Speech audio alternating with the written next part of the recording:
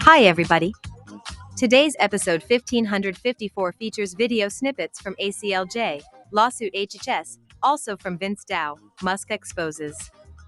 Plus from Anthony Brian Logan, educates NBC, and wrapping up with D.O.G.E in Exile. Highlights begin today, May 6, 2025, at 8 p.m. Eastern Daylight Savings Time. Don't miss this great lineup. Help keep free speech alive. Please join Murtech on Locals, Truth Social and on X. From ACLJ, Sekulow, massive lawsuit hits Trump's HHS.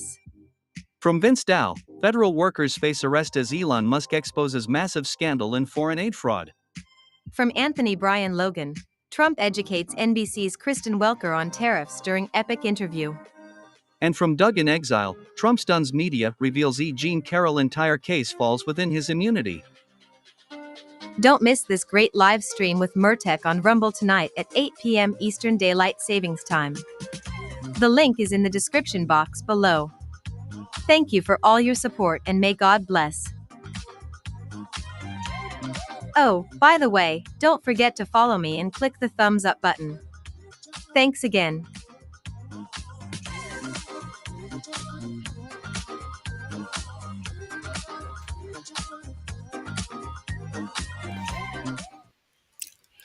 Hi everybody, this is John Murphy at Murtech.com with your daily news update. Alright, here we are on May the 6th in the year of our Lord 2025. Got a lot of great information for you today. Let's just go ahead and click over here on Rumble. And this is the video that you're watching right now. So let's go ahead and click on that. Get in here, let me pause it. Okay, and close the live chat. All right, let's slide down here and open up the description box and go through the layout of today. We have ACLJ Sekulow, American Center for Law and Justice, clip from Vince Dow, also Anthony Brian Logan, and D.O.G.E in Exile. But before we get into that, I do have some shout outs to give. Ooh, let me come over here. Let me get my shout outs. I haven't posted that comment yet, but I will do that right now. Okay, we have Glitter1 just started following my channel.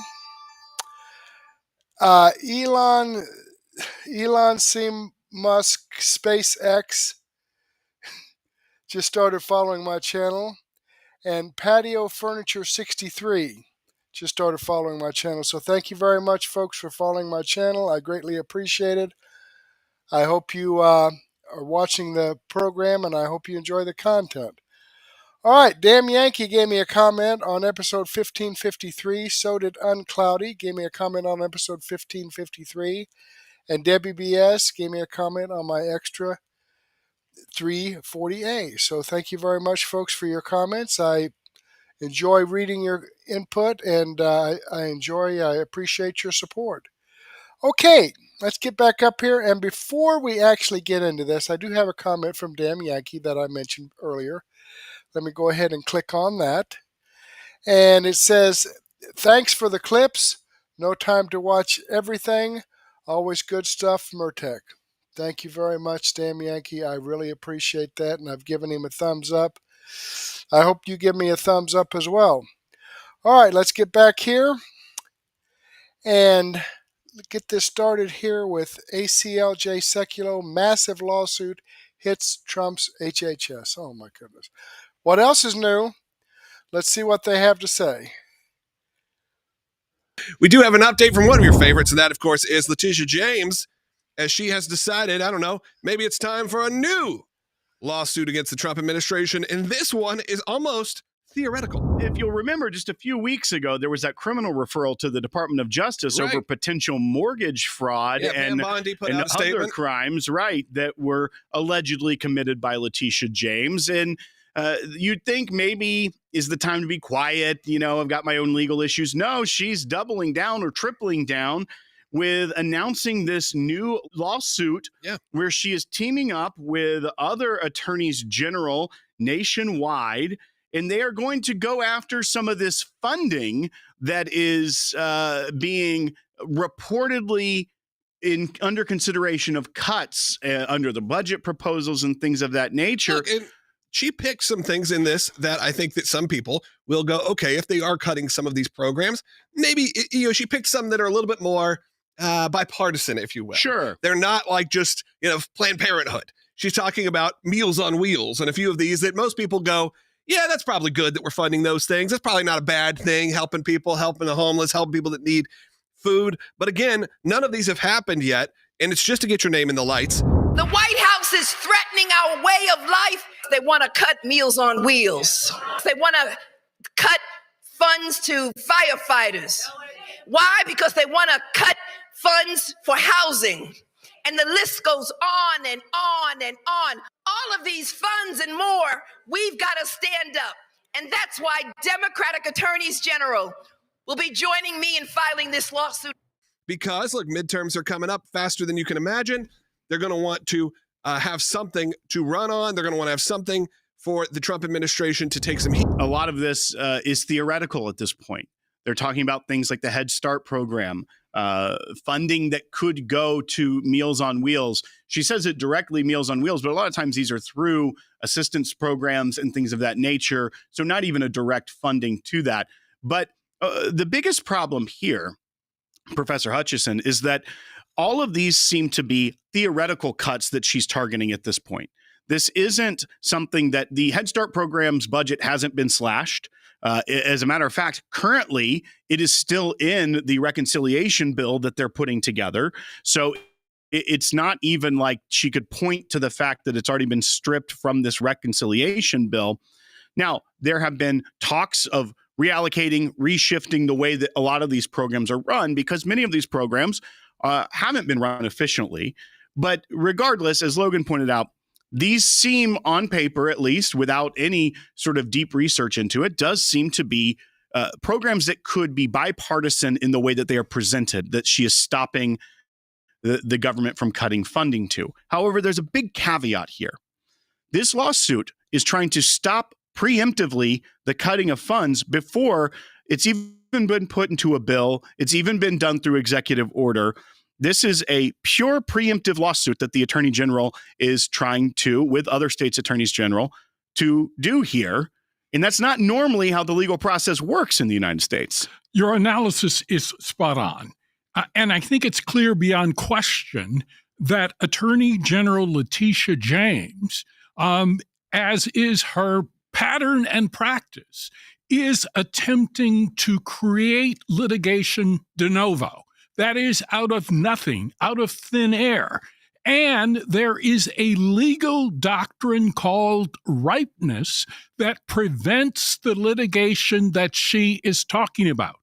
Now, having said that, it's important to keep in mind that there are district court judges, federal district court judges, that are probably willing to overlook a legal doctrine such as the doctrine of ripeness. Now, what is ripeness? Basically, it says you cannot bring a lawsuit until the facts are, quote unquote, ripe, meaning that there is an actual case or controversy for the court to decide. And so if Health and Human Services is proposing a cut, that does not give rise to litigation except in the imagination of Attorney General Letitia James and her compatriots. Now, if the cuts do go through, and it is something that they do present, what is the legal recourse there? Then there is a pathway for them to do this, not when it's preemptive, but when there's actually a plan going ahead. Let's say that because look, these are not, with all of the Trump cuts that have happened, it's not like this is shocking that there's a few organizations there that would be listed in this. So what is even their recourse? I'm just curious for, I guess, the right way to do it if these cuts were to go in place. Number one, if the cuts occur basically because there is a bill that passes Congress signed by the president, then those cuts are indeed constitutional unless there's some constitutional principle that has been invalidated by the law, which is very unlikely because the Constitution gives spending power to Congress. And so if Congress passes a law signed by the President of the United States, in general, it's going to be enforceable unless you can find some form of discrimination or some other basis for invalidating. They're making the decision on where things go. No one is guaranteed this money. Precisely. And the president and Congress were elected to do what? To enact policy. And it's not up to state attorneys generals to define what is possible with respect to spending by the Health and Human Services Department. The other angle to this is when the state's attorneys general bring lawsuits of this kind. What we've seen in this environment is we've seen going to a district judge who then sometimes puts out something called a nationwide injunction. And that's the very thing that the ACLJ is fighting at the Supreme Court right now with our representation of the state of West Virginia. So that is something that we are very involved in. But as that is heard and looked at by the Supreme Court, there is that feeling that you could see a district court judge issue a nationwide injunction on a novel situation like this, blocking any cuts from the Department of Health and Human Services while their lawsuit plays out, which there's no harm yet. So I don't know how the lawsuit could play out in that situation, but it almost feels like they know that this is the time to try a move like this. I think you're correct. And I think that's a brilliant question. So it's important for listeners to note that 2/3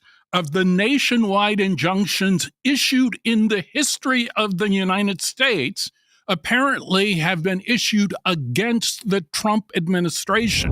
According to a Harvard Law Review study, which was published last year, at least more than half of the injunctions issued between 2018 and 2023 were issued against the Trump administration. That doesn't include all of the injunctions, nationwide injunctions, that have been issued this year. So one of the reasons why Attorney General Letitia James is attempting to go after the Trump administration is the judges have incentivized action which is contrary to both the Constitution and to prevailing law. Unbelievable, folks. Unbelievable. Now, you have a district court judge issuing a nationwide injunction. Okay, how is that different than a governor of a state declaring war on any other nation? How do these district court judges have the authority to issue nationwide injunctions? I wish someone could explain that to me in the description box. Let's go ahead and click on this Rumble link here and show you that this video does come from ACLJ Sekulow. I'm following the channel. I've given them a thumbs up. I hope you do the same thing for me. All right, let's get back here to our layout, our agenda. And we have a very interesting video here from Vince Dow.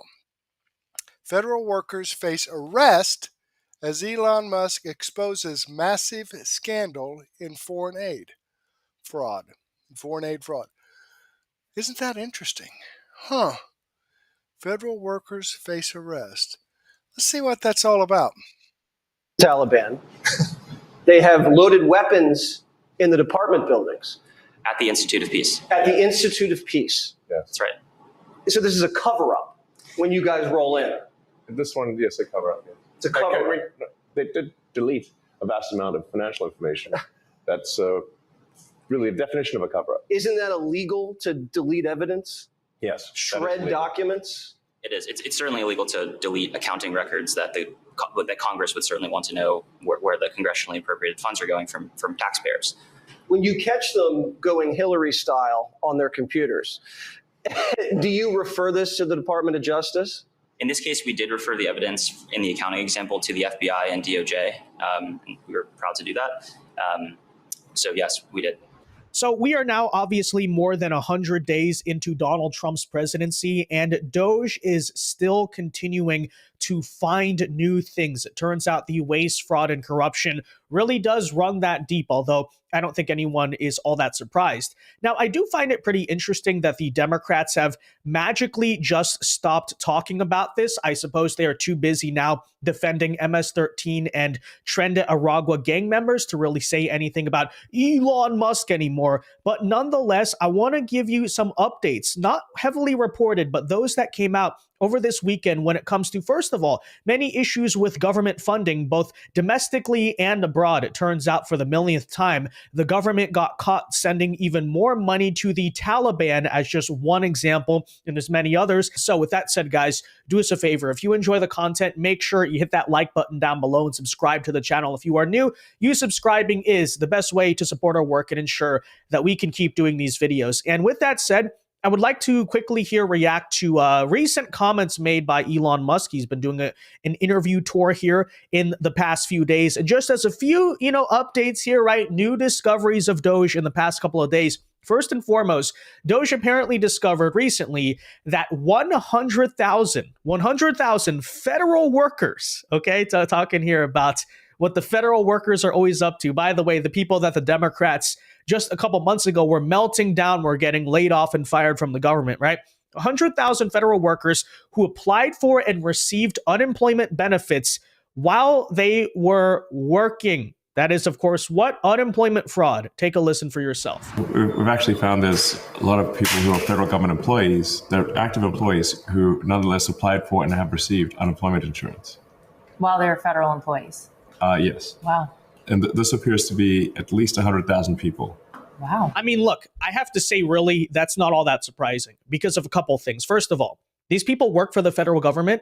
They've probably been well aware for years what a joke the verification process on things like unemployment, welfare, Medicaid, Section 8 housing, perhaps even, et cetera, really can be, number one. But also, number two, this is a thing I think needs to be raised because the Democrats are currently going out and saying that the Republican budget intends to cut Medicaid. Now, there's absolutely no proof that we're actually going to come after Medicaid and unemployment and stuff like that because the budget has not been fully written or decided upon or voted on yet. But to which I say, I don't see the actual problem with that. Because first and foremost, we're obviously just a nation that is massively in debt and we have spending issues that need to be reined in. But it is also a pretty well-known fact. It's interesting. There's been a lot of focus in the past couple of months on massive fraud happening within things like Social Security and Medicare, right? The pension things that pay into themselves. And don't get me wrong, I'm sure there's a lot of fraud happening in those areas. In fact, we know that there is a lot of that. But arguably, I think everyone knows the most notoriously abused and frauded government assistance systems in our country are not Social Security, Medicare. There are unemployment stuff, welfare, and Medicaid, right? Medicaid being like the free or subsidized health insurance for poor people. Everyone knows that's a thing, right? Welfare fraud, because you're supposed to say, hey, look, I'm actively seeking work, but they're not actually seeking work. People claim a disability, but they're not really disabled.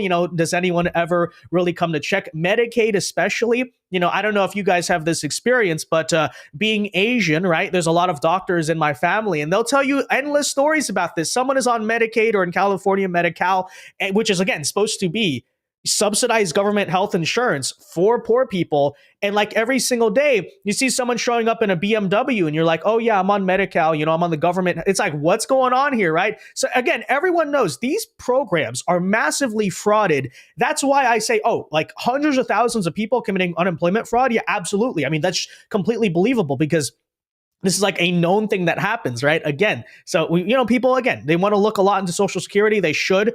Welfare fraud, okay? That should be the number one thing people are looking into and potentially cutting down on because everyone knows this happens, even to the extent to which it's not like grossly criminal. A lot of people embellish, a lot of people exaggerate things. You got to have some way, if you're going to be having these big entitlement programs, which people would argue we really shouldn't, to be looking into that. But again, 100,000 people in the federal workforce apparently defrauding their very employer. I mean, again, is anyone really surprised here? Not necessarily. Moving on, though. It was recently revealed at the Trump cabinet meeting over the weekend, I believe this was on Friday, that apparently we've actually covered before the way in which the United States was already sending money to the Taliban, but DOGE has apparently uncovered a massive arsenal of weapons and payments. Okay, weapons apparently being sent to the Taliban by the U.S. Institute of Peace. You can't even make that up, right? We spent 20 years fighting the Taliban, literally 20 years. And then now what are we doing? Giving them arms. And apparently it got so bad here, guys. Not only were they sending weapons to the Taliban, they even deleted a bunch of financial information when Elon tried to come in and ask, hey, what is going on here? So you want to talk about the shadow government? And it's interesting, right? USAID now gone, but we're still finding out, a lot of the stuff is happening. Apparently, this is out of the Institute of Peace. They've now been referred to the FBI and D.O.G.E, which I'm sure Pam Bondi will, give a long-worded speech and never talk about it again. No, but kidding aside, take a listen. Apparently, here's the story of how the Taliban is receiving U.S., not just U.S. assistance money, but U.S. weapons. Okay, take a listen. And thanks to President Trump, he's now signed 2 executive orders to start to reduce the number of agencies in the government, and the Institute of Peace was one of them, which is why our team went in to try and understand what was going on.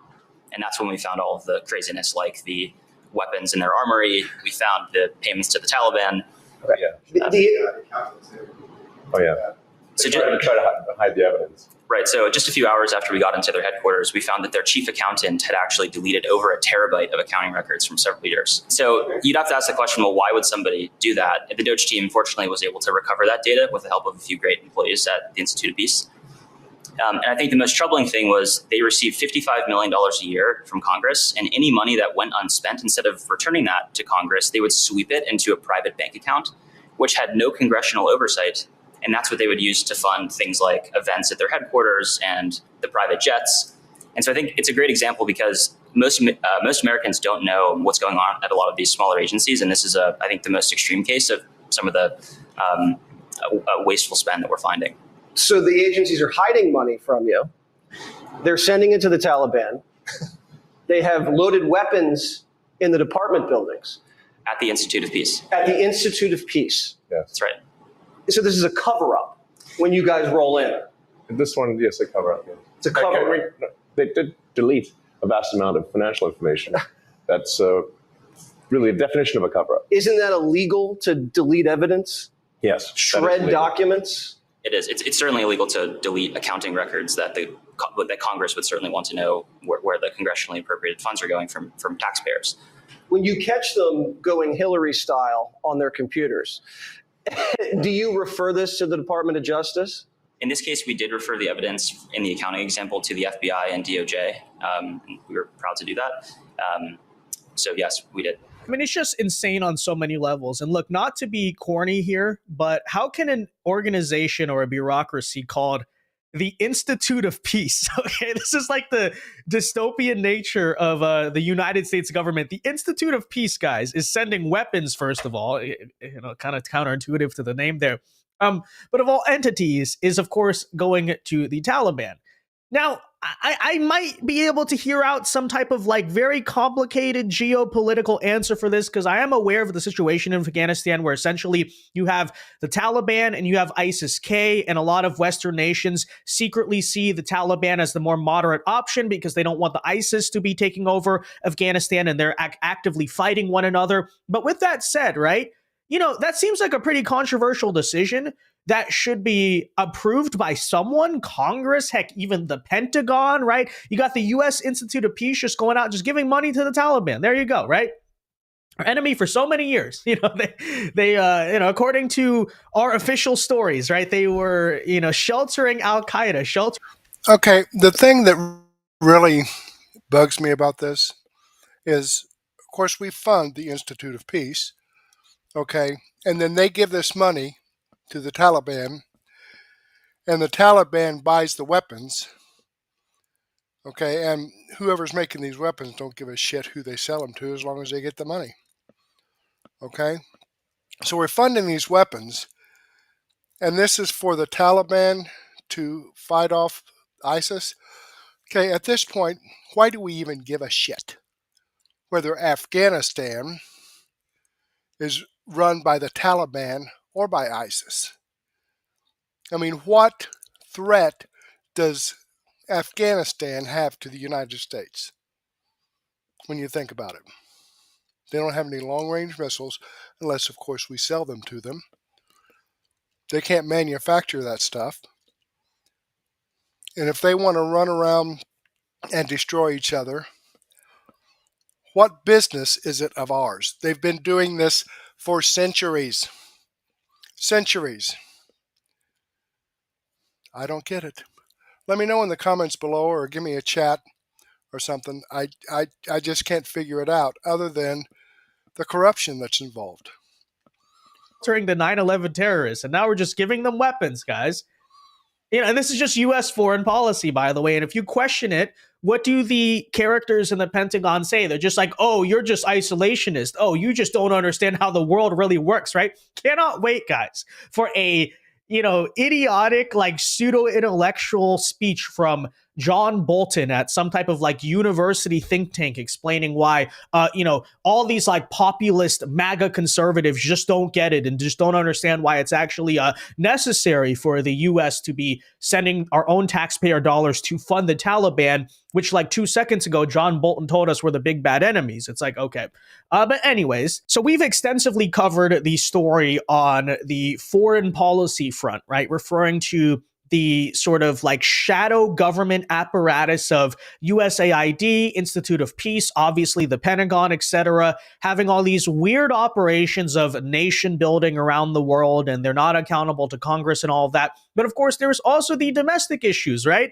Because the Department of Education, for one example, is a bureaucracy that has drawn the ire of conservatives for many years now. Democrats are now saying, I can't believe we're defunding this, guys. I mean, we're only slipping rapidly in education, but clearly that's why we need the Department of Education, because they're doing such an amazing job that they got us to this point. Anyways, though, if you've been curious what the DOE has actually been spending money on, because nobody can answer this question, right? What does the Department of Education do? Why are they actually necessary? Democrats will, of course, always respond by saying, oh, education is in the name, right? Surely that must be good. I don't understand why conservatives are against education. It's like, no, we're not against education. We're against stuff like, for instance, as you can see here, Elon Musk and D.O.G.E revealing that Department of Education officials were using taxpayer dollars, guys, to rent out stadiums and Caesar's Palace. Okay, Caesar's Palace for parties, right? So look, I might be able to understand the stadium one if it's for some type of, convention or conference. Still, this is what federal money is being used for. But okay, education, conference, whatever, convention center. But Caesar's Palace, right? A known like casinos, right? Las Vegas casinos are, of course, a well-known hub for educational activities to be taking place, right? Okay, so there you go. So you want an answer, right? What has DOE been doing? This is the answer. Check it out. The Department of Education, and there was no receipts required, so people could just draw down on it. And when people looked into it, this wasn't us, this was before us, they found that money was being used to rent out Caesar's Palace for parties, rent out stadiums, etc. And so the one change that D.O.G.E made with the Department of Education is we had the simple requirement that if you draw down money, you must first upload a receipt. That was the only change that was made. You must upload your receipt. And upon doing so, yes, nobody drew down any money anymore. Yes, but we didn't say that we'd check the receipt. You could send a fake receipt. You could send a picture of your dog. Anything. And but as soon as we asked for anything at all, suddenly the requests were like, oh, we don't need it anymore. Huh, that's interesting. They were renting Caesar's Palace. Yes. They were like basically partying on the taxpayer money. Stadiums. Yes. Leasing stadiums. For what? For parties, basically. For parties. Yes. That's a big party. It's a big party. You'd think if you were stealing, you'd start small. They do start small. But then what happens is over the years, so generally the fraud starts out small and they try to hide it. But then year after year, if nobody stops the fraud, it gets more and more brazen. And every year it gets bigger until they're literally renting out stadiums. Like $1 million to rent out a stadium? Fraud in flagrante delicto, okay? We're talking at scale. This is driving me crazy. Oh, yeah. When you find these... Absolutely. Okay, I'm going to go ahead and pause this here, folks. It's amazing, isn't it? I mean, if it's there to take and no one's stopping you from taking it, there's people that will actually take it. Okay, as you can see, this actually does come from Vince Dow. I subscribe to his channel. I've given him a thumbs up. And if we come back here to the description box, right here's the link to that if you want to watch the rest of it. This is Vince's video. I'm just sharing this information with you. Okay, let's move on to Anthony Brian Logan. Okay, Trump educates NBC's Kristen Welker on tariffs during epic interview. That sounds like fun. Let's see what he has to say. Prices are already going up on some popular items. Whoa. Tires, strollers. This is such a dishonest interview already. How's everybody doing? My name is Anthony Brian Logan, and today we got to talk about President Donald Trump interviewing with Kristen Welker over on NBC for Meet the Press. Now, this was a great interview. Over 90 minutes, over 100 questions asked and answered. It was fantastic. It talked about everything. It spoke about the tariffs, which we'll get to in a minute. They spoke about national security, Greenland, Panama, China. They spoke about everything. Now, before we get into the clips, I just want to say one thing. Joe Biden could never, hear me very well, Joseph Robinette Biden could never. This guy was barely able to answer one question that was pre-planned and prepared, let alone getting on television and answering question after question after question. Joe Biden could never do what Trump was able to do in this interview. And if you have not seen it, I will link to the entire thing in the description box. If you're on IG, Facebook, etc., visit a link in the bio, go to the corresponding article on the website. Now, let's get to a few clips. I'm not going to touch on everything. I'll mostly focus on tariffs because that's a pretty hot topic, but I'll talk about some other things as well, including what will happen when Trump is finished. Okay, you have 2 terms, and he said in the interview, I'm not trying to do a third term. He has 2 terms, so in 2028, who's going to be next? Will the MAGA movement be finished when Trump is finished, or will it continue? Let's watch. Have built a political movement that has transformed the Republican Party. It's transformed the country, quite frankly. Political movement in history, MAGA. Make America great again. And what he said about that, as far as it being the greatest political movement ever, I think he's right. I think the Obama Hope and Change was probably a really big one. If that wasn't the biggest, it was up there, top 5. But whether it was the best or it wasn't, it doesn't really matter because Trump's movement has eclipsed everything else. You look to the future, Mr. President. Do you think the MAGA movement can survive without you as its leader? Yes, I do. What gives you? I think it's so strong, and I think we have tremendous people. I think we have a tremendous group of people. We talked about a number of them. You look at Marco, you look at J.D. Vance, who's fantastic. You look at, I could name 10, 15, 20 people right now just sitting here. No, I think we have a tremendous party. And you know what I can't name? I can't name one Democrat. I mean, I look at the Democrats, they're in total disarray. Before we continue getting into Joe Biden being the worst thing for old people ever, Marco Rubio, I like him a lot. He's grown on me since the whole water bottle kerfuffle. In the short time that I've been here in Washington, nothing has frustrated me more than false choices like the one the president laid out tonight. He has grown on me. So shout out to Marco Rubio. You're doing a great job, sir. Let's keep on rocking. And you know what I can't name? I can't name one Democrat. I mean, I look at the Democrats, they're in total disarray. They have a new person named Crockett. I watched her speak the other day. She's definitely a low IQ person. And they said, she's the future of the party. I said, you have to be kidding.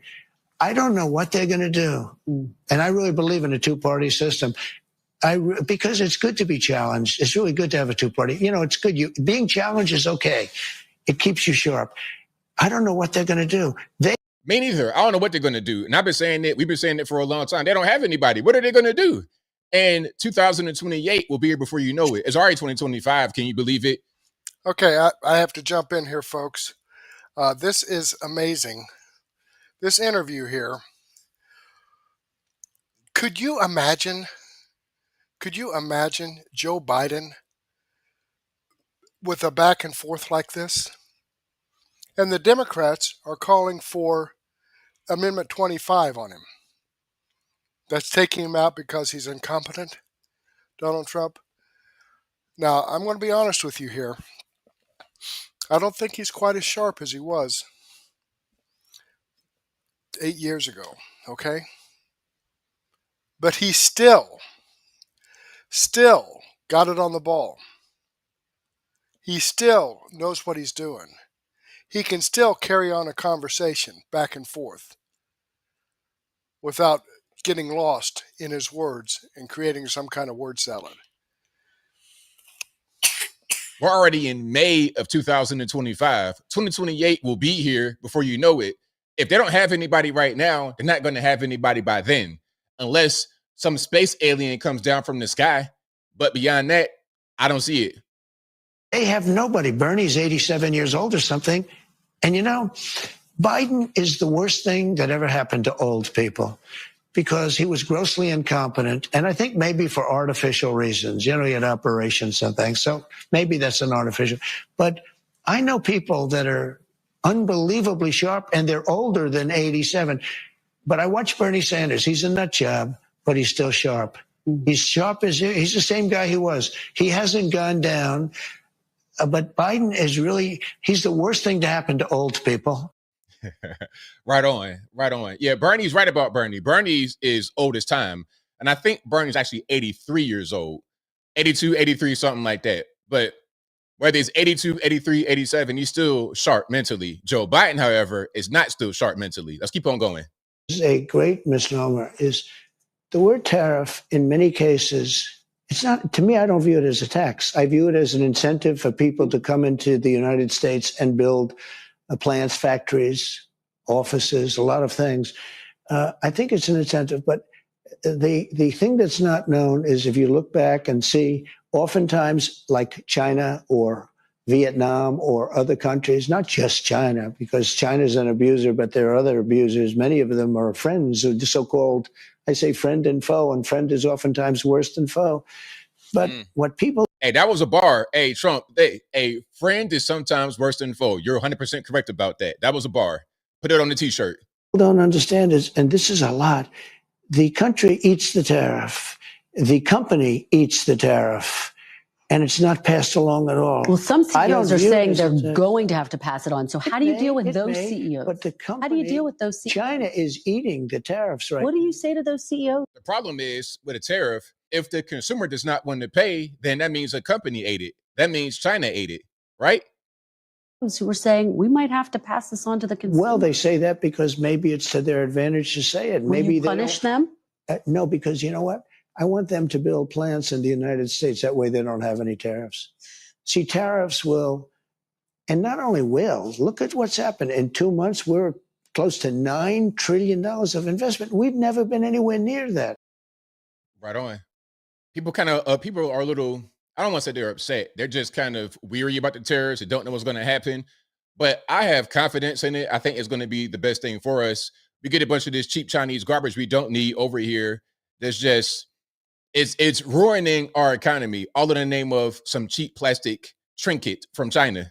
Well, prices are already going up on some popular items, tires, strollers. This is such a dishonest interview already. Prices are down on groceries. Prices are down for oil. Prices are down for all energy. Prices are down at tremendous numbers for gasoline.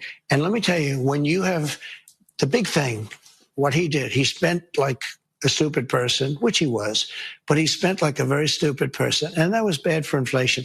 But what really killed us with inflation was the price of energy. It went up to $3.90, even $4, and in California, $5 and $6, right? Okay. I have it down to $1.98 in many states right now. When you go... Let's pause.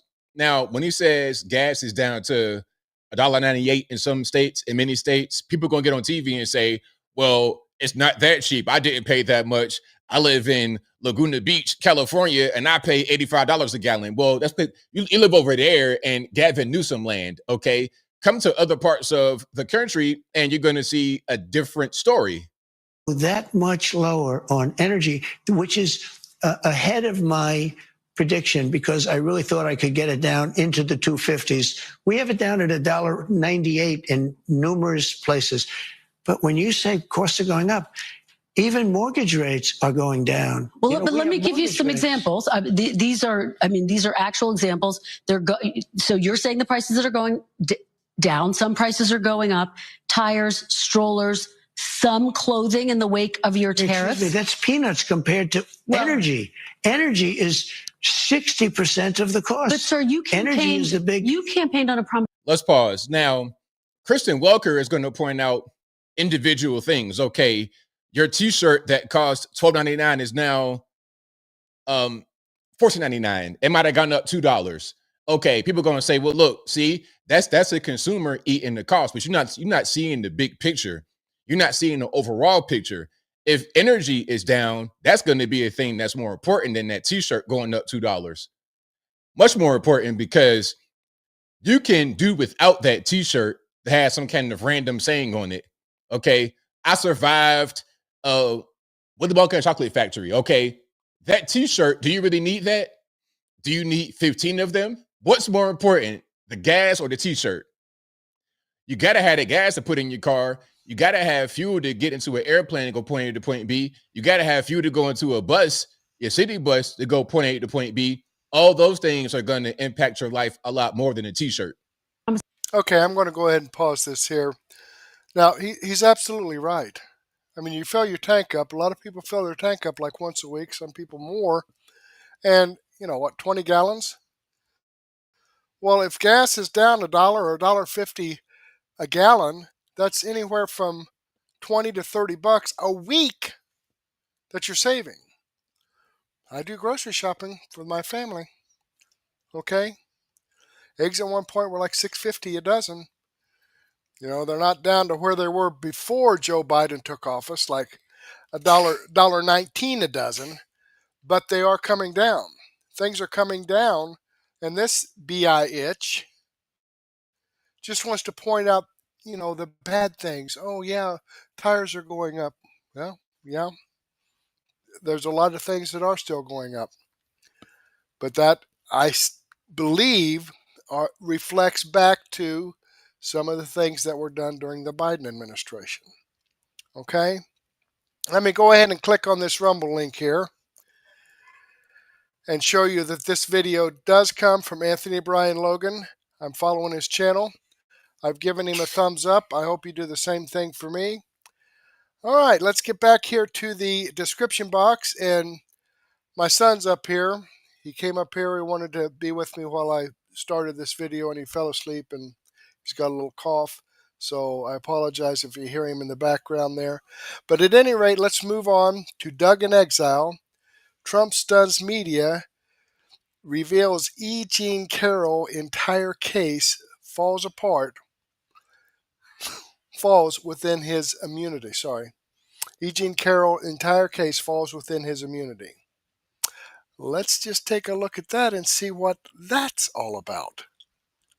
Will E. Jean Carroll ever get that $85 million the corrupt court said Trump owes her? Well, there's a wrinkle in it based on an appeal that Trump made where she may not get a dime. Found this new article. There was a new turn of events. It was not covered by the mainstream media. Therefore, it must be good news for Trump. That's the only conclusion I can make of it. Here it is at CBS News. I always like reporting from enemy territory because they're going to give the worst case for Trump. So you know that at least that part of it's true. All of the pro-E. Jean Carroll stuff, I don't believe. But it looks like Trump's got good standing on this one. Welcome to D.O.G.E. in exile. Here's the article. Justice Department effort to step in on behalf of Trump in the E. Jean Carroll case.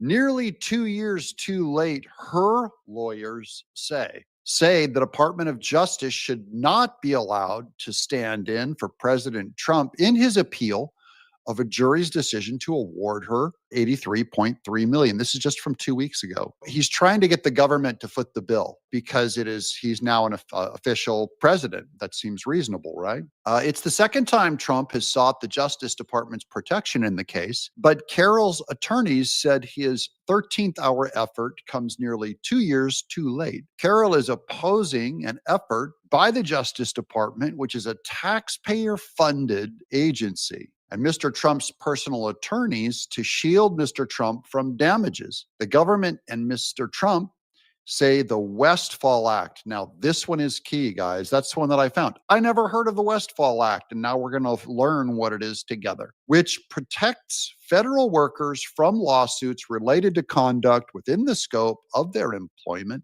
entitles him to absolute immunity from personal lawsuits. So there's a hitch in this where both sides have a case. It's like that old scripture verse.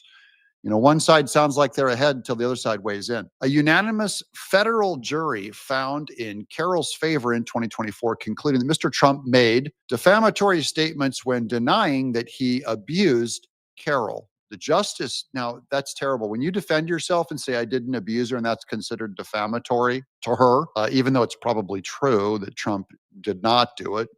There's no way I could know, of course. The Justice Department had stepped in on Mr. Trump's behalf during Mr. Trump's first presidency and more than half of former President Joe's term in the White House. But that protection was rescinded after another jury in 2023 found, again, Democrat jury, found Mr. Trump liable for abusing Carroll, as well as separate defamation allegations. Again, Democrat judge, Democrat jury. She was awarded $5 million by the jury in that second case. Mr. Trump has denied all of Carroll's allegations and appealed both cases. Carroll's lawyer, led by Roberta Kaplan, said Monday that Mr. Trump missed a court-ordered deadline for a second, third, and fourth bite at that apple, referring to the Westfall protections. And we'll break that out why the timing of this. I've told you guys this about lawsuits. Timing is everything. So she's saying Trump was too late. After the Justice Department reversed course in 2023, the judge presiding over the case gave Mr. Trump a July 13th, 2023 deadline to further pursue the Westfall issue, and he did not. Carroll's lawyers wrote he instead pursued the, quote, last-ditch claim of presidential immunity, unquote, which was rejected as it related to this case later that year, which is why they were allowed to hit him for guilty.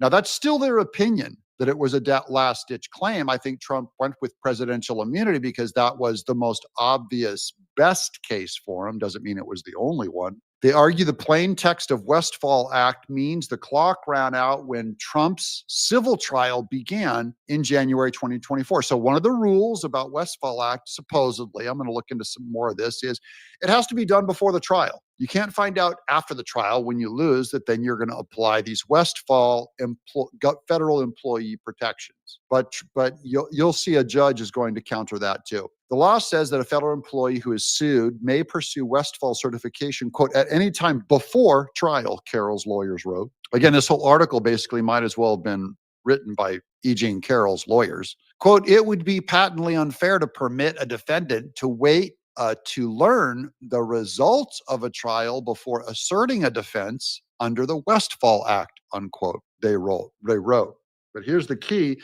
Trump performed all the defamation while he was in office. Her whole case was he was famous and in office, which is why the damages were so great to her career, even though her career had ended before that. That conclusion jibes with an analysis by Northwestern School of Law professor James Pfander, another Democrat, who highlighted to CBS News the Westfall Act's use of before trial being the key.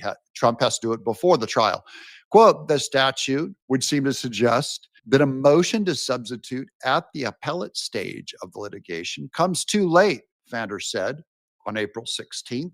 In a book, okay, now this goes into the whole back study of the whole thing. The Justice Department said in April 11th filing, that's just last month, that Mr. Trump was acting in his official capacity. That's the Justice Department's claim. As president, when he made the allegedly defamatory statements. So that's where he gets the protection from for making the statements. The Justice Department and Mr. Trump's lawyers argue the U.S. Court of Appeals for the Second Circuit is required to substitute the United States for Mr. Trump in the case. Carroll's lawyers noted that the case history includes several findings to the contrary. Quote, every decision maker to reach the question, with the exception of Trump and the Department of Justice when it has been under his control, has concluded that Trump acted outside of the scope of his employment. Now, they forgot that quid pro quo, one man's modus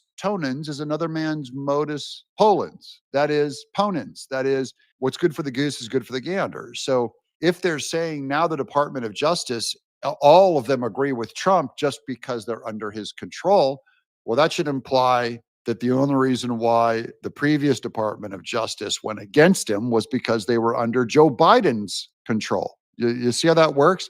And far more of them were under Biden's control then than under Trump's control now, because you have Democrat juries and judges all over New York and Manhattan. Okay, now I've got a little more back data in that I broke out more on this case just to give you some understanding on that Westfall protection. The Trump team's April 11th filing in conjunction with the Department of Justice specifically argues for the application of the Westfall Act to shield Trump from the $83 million defamation verdict, okay? The filing includes a certification from Kirsten Wilkinson, director of the Justice Department's Torts Branch, Civil Division, stating, quote, I find that Donald Trump was acting within the scope of his office or employment at the time of the incidents out of which the plaintiff's claims rose. So it was before the case, not before the verdict. Then after the verdict, of course, Trump said, hey, go back and get that Westfall stuff going. The filing further contends that the U.S. Court of Appeals for the Second Circuit is required to substitute the United States as the defendant in the case, effectively granting Trump immunity from personal liability. It asserts that Trump's allegedly defamatory statements made in response to Carroll's accusations were part of his official duties as president as they addressed matters of public concern. So obviously, there's more back and forth to this. That's the biggest big picture on this Westfall stuff you need to remember. Trump had Westfall protections and therefore immunity and does not owe her a dime. That is, the entire case shouldn't have gone to court. The entire case, he should be, and that doesn't say whether if you're found guilty or not. That just says flat out, you have the protections. Trump's in the right, he's going to get this. E. Jean Carroll, you don't get a dime. What do you guys think? Does E. Jean Carroll get a dime? This is the fourth video of a day. If you're out there in my quad club, the people that watch all 4 videos today, give yourself a cookie and put down in the chat below quad club and leave a comment. I'm Doug in Exile. Okay, there you have it, folks. All right, as you can see, this does come from Doug in Exile. I am subscribed to his channel. I've given him a thumbs up. He used to post some stuff on Rumble. That's because his Doug in Exile, right here, Doug in Exile channel on YouTube got defunded. I mean, he has like 534,000 subscribers. Okay, he's had 17,000 thumbs up, but he's had 1,300 comments. He's a pretty popular guy. So there you have it. That's I guess the end of this story is that he doesn't post on Rumble anymore. He's devoting all his time back to Doug in Exile because after some negotiations, I guess they decided to go ahead and monetize his videos there. But this, great information from Doug. I like to share his information. Coming over here to Murtech.com, as you can see, right there, the video that I shared with you from Doug in Exile. Right down here is the video that I shared with you from Vince Dow. Okay, so all these videos that I share with you today come directly from the producer, but I post these videos here at Murtech.com where I have over 55 no-nonsense, common sense, logic, and truth videos. Here's a video from ACLJ, Sekulow, and also we have from Anthony Brian Logan. Anthony Brian Logan. This is the video here from him. And I've got this page set up so that if you want to see more information from a particular channel, like Anthony Brian Logan, if you just click on the name, it'll take you directly to his channel. Okay? So I'm not trying to take anything from anyone. Actually, I'm promoting their videos here at Murtech.com. Oh, there we go. Takes you to Anthony Brian Logan. So again, I'm not trying to take anything away from anyone. I'm actually just promoting their information because it's good information. Murtech.com is your one-stop shop for no-nonsense, common sense, logic, and truth. You're not going to get that information from the mainstream media. All right, let's jump back over here to the description box. And again, folks, I get no commissions or royalties for sharing this information out. I just search through and find good information to share with you. Try to find a variety. Sometimes I have like the same topic from two different channels just to give you different opinions on the same type of situation. But here again, I'm just sharing this information out. See if we have any live chats. No, nobody wanted to chat tonight. Let me do a quick refresh here on this. Here again, I'm just sharing this information. All right, let me pause that. And looks like I've had 43 people watching this right now, and I've got 2 thumbs up. So if I could get 41 of you to slide down here and give me a thumbs up, that would be fantastic. All right, and as I said, over here at Murtech.com, I've got a lot more information than I can share in this 1-hour podcast, but I do have a daily news wrap-up coming up, and it lasts throughout the night. I've got like 70 videos in my playlist that I've got ready for you. I'm going to come back here, take a break, update my playlist, and hopefully have this ready for you by about 9:30. So go grab a cup of coffee, grab a donut, take a break, and hopefully I'll be back around 9:30. I do want to thank you for your time, spending it here with me this evening. Hopefully I'll see you momentarily in just a few minutes. Thanks again, and may God bless.